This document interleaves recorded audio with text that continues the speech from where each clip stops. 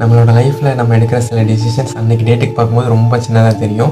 ஆனால் சில வருஷங்கள் கழித்து பார்க்கும்போது அந்த ஒரு டெசிஷன் தான் நம்மளோட மொத்த லைஃபோட டைரக்ஷனையுமே மாற்றிருக்கும். அந்த மாதிரியான ஒரு ஸ்டோரி தான் இன்றைக்கி பார்க்க போகிறோம். 2016 நவம்பர் மாதம் சென்னையில் 2 நாளாக ஃபுல்லாக கண்டினியூஸாக மழை வந்துட்டுருக்கு. அப்போ வந்து ஐடி கம்பெனியில் ஓவர் டைம் முடிச்சுட்டு நைட்டு ஒரு 9 இருக்கும். அந்த டைமில் வந்து விக்ரம் அப்படிங்கிறவர் வந்து வீட்டுக்கு போயிட்டு இருந்தார். ஸோ போயிட்டு இருக்கும்போது செம மழை, அவருக்கு கண்ணு சுத்தமாக தெரியவே இல்லை. ஃபோன்லேயும் சார்ஜ் வந்து வெறும் 3% தான் இருக்குது. அதனால் வேகமாக போயிட்டே இருக்கார். டக்குன்னு சிக்னல் போட்டாங்க. பைக்கை ஸ்டாப் பண்ணிவிட்டு அவன் மனசுக்குள்ள நினைக்கிறான், எப்படியாச்சும் டக்குன்னு வீட்டுக்கு மட்டும் போயிட்டு ஃபோனை சார்ஜ் போட்டு படுத்து தூங்கணும் அப்படிங்கிறத அவனோட ஒரே கோலாக இருக்குது. ஸோ அப்படியே லெஃப்ட் சைடில் திரும்பி பார்க்குறான். அங்கே வந்து ஒரு பொண்ணு வந்து கையில் ஒரு பேப்பரை வச்சுட்டு நின்றுட்டுருக்கு. அந்த பொண்ணு வந்து ரொம்ப பயந்துட்டு எல்லாத்தையுமே சுற்றி சுற்றி பார்த்துட்ருக்கு. ஸோ டக்குன்னு விக்ரம் பார்க்குறத பார்த்துட்டு அந்த பொண்ணு வந்து டக்குன்னு விக்ரம் கிட்ட வந்து ஓடி வருது. அந்த பொண்ணு வந்து ஸ்கூல் யூனிஃபார்ம் போட்டு நார்மலாக ஒரு 10-11 வயசு தான் இருக்கும். அந்த பொண்ணு வந்து அந்த லெட்டரை அவங்ககிட்ட கொடுத்துட்டு, இந்த அட்ரஸ்க்கு வந்து என்னை கொண்டு போய் விட்டுறீங்களா, எனக்கு வந்து ரொம்ப அர்ஜென்ட் அப்படின்னு சொல்லி கேட்குது அந்த பொண்ணு. ஹெவியான மழை அப்படிங்கிறனால அந்த பேப்பர் வந்து ஆல்மோஸ்ட் ஃபுல்லாகவே நனைஞ்சிருந்துச்சு. அதில் இருந்து அட்ரஸே கிளியராகவே தெரியல. விக்ரம் வந்து அவனோட ஃபோன்லேருந்து ஃப்ளாஷ் எடுத்து ஆன் பண்ணி பார்க்குறான். ஸோ அட்ரஸ் வந்து அரைகுறையாக தெரியுது. ஆனால் அவனோட ஃபோனில் பார்க்குறான், சார்ஜ் வந்து டக்குன்னு 2% வந்துருச்சு. அப்போ டக்குன்னு வந்து க்ரீன் சிக்னலும் போட்டாங்க. ஸோ பின்னாடி இருந்து எல்லாருமே சவுண்ட் விட ஆரம்பிச்சிட்டாங்க, ஹார்ன் அடிக்க ஆரம்பிச்சிட்டாங்க, நகருங்க அப்படின்னு சொல்லிட்டு. ஸோ இவனும் வந்து இந்த பொண்ணுக்கு நம்ம எப்படியும் ஹெல்ப் பண்ணோம் அப்படின்னா எப்படி அரை மணி நேரத்துக்கு மேலே ஆயிரும், நம்ம ஃபோனில் வேறு சார்ஜ் சுத்தமாக இல்லை, அம்மா வேறு வீட்டில் வெயிட் பண்ணிகிட்டு இருப்பாங்க அப்படின்னு இது எல்லாத்தையுமே யோசிச்சு பார்த்துட்டு அவனும் டக்குன்னு அந்த டீ கடையில் போய் கேட்டுக்கோம் அப்படின்னு சொல்லிட்டு அங்கேருந்து பைக் எடுத்து கிளம்பிட்டான். ஆனால் அந்த பொண்ணை வந்து அவன் கண்ணாடியில் பார்த்துட்டே தான் இருக்கான். கொஞ்சம் தூரம் போக அந்த பொண்ணு கண்ணுக்கு தெரியாமல் போயிடுச்சு. சரின்னு சொல்லிவிட்டு அவனும் வண்டியை இன்னும் எவ்வளோ ஸ்பீடாக வீட்டுக்கு போக முடியுமோ அவ்வளோ ஸ்பீடாக ஆக்சிலரேட்டை முடிக்கிட்டு வீட்டுக்கு போயிட்டான். 8 வருஷம் கழிச்சு 2024 வந்துருச்சு. இப்போ வந்து அவன் ஒரு சைபர் கிரைம் ஆஃபீஸில் வந்து போலீஸ் கூடலாம் வந்து ஒர்க் பண்ணுவான். Criminal case, missing person case, so இந்த மாதிரியான இதில் வந்து ஒர்க் பண்ணிவிட்டு ஸோ அவனோட லைஃப் நல்லா தான் போயிட்டு இருந்துச்சு. ஒரு நாள் ஆஃபீஸ் முடிச்சுட்டு வீட்டுக்கு லேட்டாக வரான். அப்போ வந்து அவங்க அம்மா வந்து அவங்ககிட்ட ஒரு லெட்டர் கொடுத்து, இது என்னப்பா வேறு ஏதோ அட்ரஸ் இல்லாமல் வந்திருக்கு, ஆனால் உன்னையெல்லாம் போட்டு வந்திருக்கு, இது என்னென்னு பிரித்து பாரு அப்படின்னு சொல்லி அந்த கொரியரை கொடுக்குறாங்க. அந்த கொரியரை பிரித்து பார்க்குறான். அதுக்குள்ளே வந்து ஒரு ஃபோட்டோ இருக்குது. அந்த ஃபோட்டோகிராஃபை பார்த்ததுமே விக்ரமுக்கு வந்து கையெல்லாம் நடுங்க ஆரம்பிச்சிருச்சு. ஸோ அவன் டக்குன்னு ரெக்கக்னைஸ் பண்ணிவிட்டு அது அந்த பொண்ணு தான் அப்படிங்கிறத வந்து ரெக்கக்னைஸ் பண்ணிட்டான். அது அந்த மலையில் 2016 நினச்சிட்டு இருந்த அந்த சின்ன பொண்ணு தான். ரொம்ப பயந்து போயிட்டு அவன் டக்குன்னு ஃபோட்டோவை திரும்பி பார்க்குறான். அதில் என்ன எழுதிருந்துச்சு அப்படின்னா, அந்த நாளே நீங்கள் என்னை மறந்துட்டீங்க, ஆனால் நான் இன்னும் உங்களை மறக்கலை அப்படின்னு எழுதியிருக்கு அந்த இதில். அதை பார்த்ததுமே அவனுக்கு இன்னும் ரொம்ப ஷாக்காகி ஒரு மாதிரி பயந்து விக்ரமுக்கு ஒரே டவுட், இந்த ஃபோட்டோவை யார் எடுத்தானா, வெறும் ஒரு 30 செகண்ட் தான் அந்த பொண்ணு கூட பேசியிருப்பேன், அந்த கேப்பில் யார் இதை எடுத்தாங்க, இதை யார் எனக்கு சென்ட் பண்ணாங்க, இப்படியும் பல கொஷின்ஸ் வந்து விக்ரமோட மைண்டுக்குள்ளே ஓட ஆரம்பிச்சிச்சு. டக்குன்னு அவனுக்கு வந்து அன்னோன் நம்பர்லேருந்து ஒரு கால் வருது. கால் அட்டன் பண்ணி அவன் காதில் வைக்கிறான். ஒரு 10 செகண்ட் சைலன்ஸாக தான் இருக்குது. அப்போ வந்து ஒரு பொண்ணு வாய்ஸ் கேட்குது, கொஞ்சம் பெரிய வாய்ஸாக தான் கேட்குது. விக்ரமும் வந்து சொல்லுங்கள் நீங்கள் யார் அப்படின்னு கேட்குறான். அந்த பொண்ணு வந்து சிரிச்சுட்டு நீங்கள் என்னை கண்டுபிடிக்கணும் அப்படின்னா முதல்ல நீங்கள் நான் யார் அப்படிங்கிறத தேடணும் அப்படின்னு சொல்லிட்டு உடனே காலையும் கட் பண்ணிடுச்சு. இந்த நைட்டு விக்ரம் தூங்கவே இல்லை. அந்த ஃபோட்டோவே ஒரு 100-200 டைம் திருப்பி பார்த்துட்டு இருக்கான். அந்த ஹேண்ட் ரைட்டிங் அனலைஸ் பண்ணுறான், அந்த பேப்பர் குவாலிட்டி எல்லாமே அனலைஸ் பண்ணி பார்க்குறான். ஸோ அடுத்த நாள் விடியுது. காலையில் ஆஃபீஸுக்கு போய் ஏஐலாம் வச்சு அதை ஃபுல்லாக என்ஹான்ஸ் பண்ணி அந்த ஃபோட்டோவை அனலைஸ் பண்ணி பார்க்குறான்.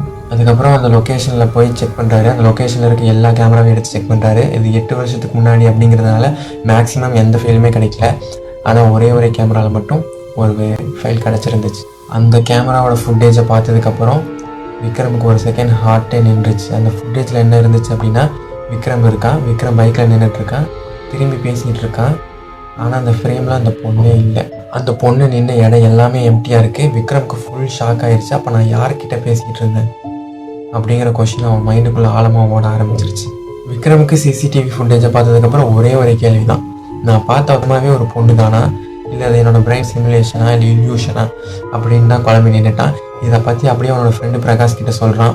அவன் வந்து என்ன சொல்கிறான், மச்சான் ஓவர் டைமு ஸ்ட்ரெஸ்ஸு அப்படிங்கிறனால உனக்கு நீ ஏதாச்சும் டென்ஷனில் இருந்திருப்ப, அதனால உனக்கு அப்படி தோணியிருக்கலாம் அப்படின்னு சொல்கிறான். அவனும் அதை அக்செப்ட் பண்ண ட்ரை பண்ணுறான்.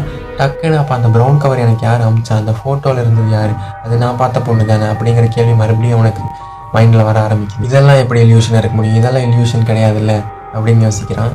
அடுத்த நாள் அந்த கொரியரை வந்து ஃபாரன்சிக்கில் கொடுத்து இதில் இருக்கக்கூடிய ஃபிங்கர் பிரிண்ட் எல்லாமே வந்து எனக்கு எடுத்து கொடுங்க அப்படின்னு சொல்லி கொடுக்குறான். அதை பார்த்ததுக்கப்புறம் அவன் இன்னும் ஷாக் ஆகிட்டான். அதில் வந்து எந்த ஃபிங்கர் பிரிண்ட்டுமே இல்லை, ஈவன் விக்ரமோட ஃபிங்கர் பிரிண்ட் கூட இல்லை.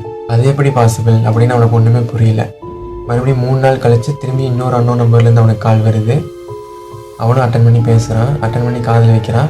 இந்த தடவை ரொம்ப காமான ஒரு வாய்ஸ் கேட்குது. டாக்கர் 108 சென்ட்ரல் ரயில்வே ஸ்டேஷன் டுமாரோ அப்படின்னு சொல்லிட்டு அந்த காலும் கட் ஆயிடுச்சு. அடுத்த நாள் காலையில் விடிஞ்சதுமே விக்ரம் முதல் வேலையாக ஸ்டேஷனுக்கு போகிறான். லாக்கர் 108 திறந்து பார்க்குறான்.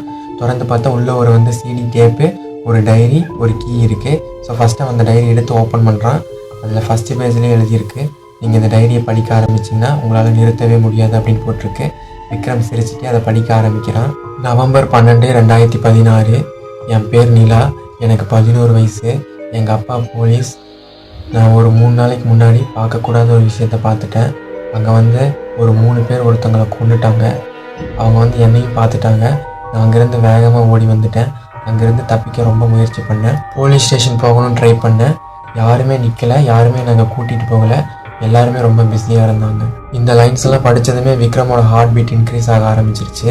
அடுத்த பேஜை திருப்புறான். இல்லை அந்த கொலைகாரங்களை பற்றி சில டீட்டெயில்ஸ் எழுதியிருந்தாங்க.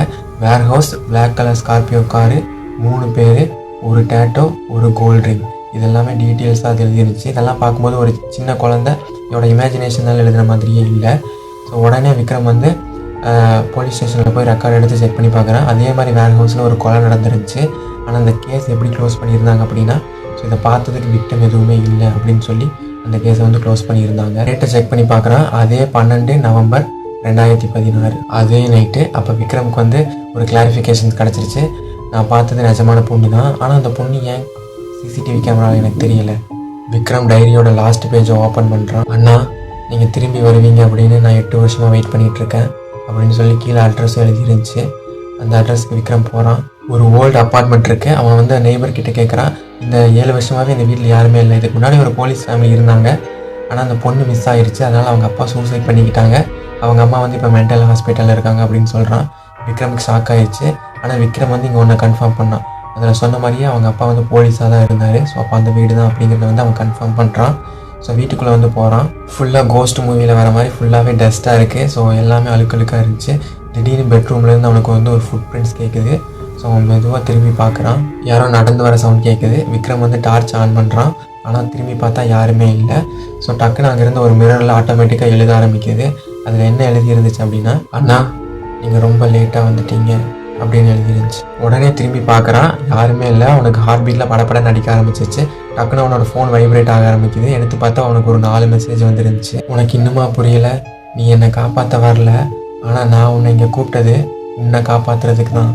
அடுத்த செகண்ட் அப்பார்ட்மெண்ட் ஃபுல்லாக ஷேக் ஆக ஆரம்பிச்சிச்சு. அப்பார்ட்மெண்ட் அப்படியே உடஞ்சி விக்ரம் மேலே விழுக ஆரம்பிச்சிச்சு. அடுத்த 5 நிமிஷத்தில் என்ன நடந்துச்சுன்னு விக்ரமுக்கு ஒன்றுமே புரியல. கண்ணுக்கு தெரிகிற திசையிலெல்லாம் விக்ரம் ஓட ஆரம்பிக்கிறான். எப்படியோ வெளியே வந்துட்டான். ஆனால் பில்டிங் பாதி உடஞ்சி பாதி அப்படியே தான் இருந்துச்சு.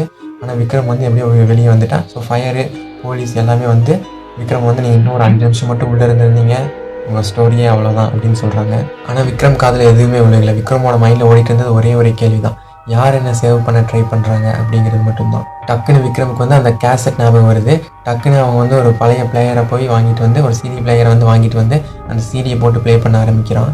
அந்த டேப்பை ப்ளே பண்ண ஆரம்பிக்கிறான். அதில் கொஞ்சம் நேரம் கழித்து ஒரு பொண்ணு வாய்ஸ் கேட்குது. அண்ணா, நான் நிலா. இந்த டேப்பை நீ கேட்குற அப்படின்னா நீ என்னை தேடி வந்துட்ட அப்படின்னு அர்த்தம்.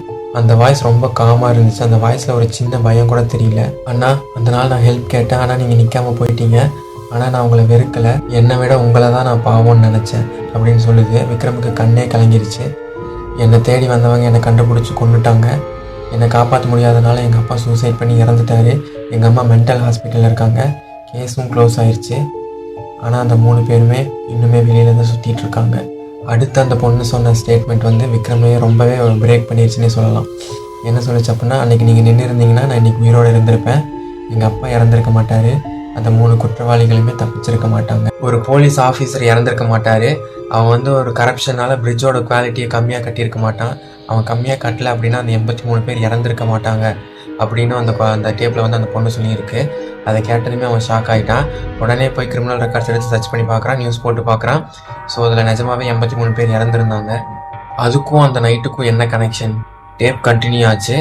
அண்ணா, உங்களோட ஒரு டெசிஷன் ஒருத்தர் லைஃப்பை மட்டும் மாற்றலை, அது யாரோட லைஃப்பை எப்படியெல்லாம் மாற்றும்னு யாருக்குமே தெரியாது. அதனால தான் நமக்கு சான்ஸ் கிடைக்கும் போதே நம்ம நல்லது செஞ்சிடணும் அப்படின்னு சொல்லிட்டு அந்த வாய்ஸ் ஆஃப் ஆயிடுச்சு. அதுக்கப்புறம் விக்ரம் மறுபடியும் அந்த கேஸை திருப்பி ரீஓப்பன் பண்ணுறாரு. ஸோ அந்த கேசட்டில் இருந்தது இந்த எவிடன்ஸ் எல்லாத்தையுமே வச்சு இந்த பிரிட்ஜை யார் கட்டினது, இது எல்லாத்தையுமே அனலைஸ் பண்ணி ஃபைனலாக அந்த 3 பேர்த்தையுமே அரெஸ்ட் பண்ணுறாரு. ஃபைனலாக 8 வருஷமாக தீர்க்காத ஒரு கேஸ் வந்து சால்வ் ஆயிருச்சு. எல்லாருமே விக்ரமை வந்து ஹீரோன்னு சொன்னாங்க. ஆனால் அவனுக்கு தெரியும் ஹீரோ வந்து அவன் இல்லை, அந்த 11 வயசு நிலா அப்படிங்கிற அந்த பொண்ணு தான் அப்படின்ட்டு. 1 month கழிச்சு திருப்பி அதே ரோட்ல போயிட்டு இருக்கான். அதே மாதிரி மலை, அதே ரோடு, அதே சிக்னல்.